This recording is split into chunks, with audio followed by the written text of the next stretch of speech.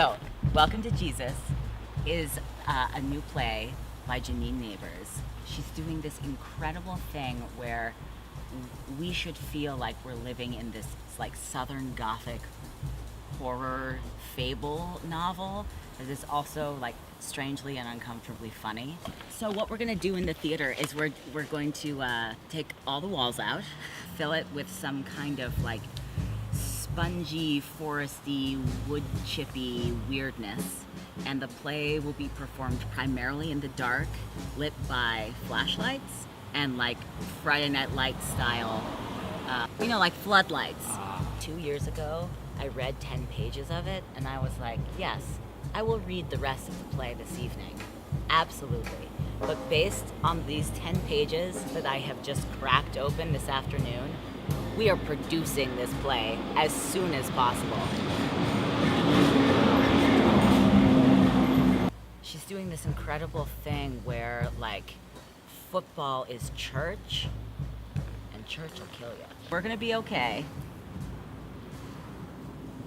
is a play that I've been wanting to direct for a couple of years because it ticks all these boxes for me institutionally here at the old ATC and also personally as an artist.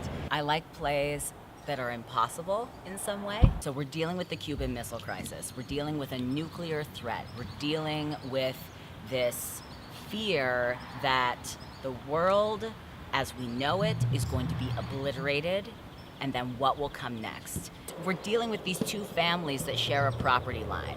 And one of the things that Basil's so brilliantly doing is mucking around in the tropes of the quote nuclear family, and macrame afternoons, and we sit together and talk, and it's all very, very pleasant. And then right underneath that are all of these like tightly coiled issues about love and sex and community and being together and parenting. It very much is touching on this idea that like we all have a very weird song inside of us and we have to decide if we're gonna sing it, I'm not folding this paper airplane correctly, but I accept that. I'm a new play director. I make new work for the American Theater. Obviously, I am building upon an incredible legacy here at ATC of new work development and first and second productions of new work.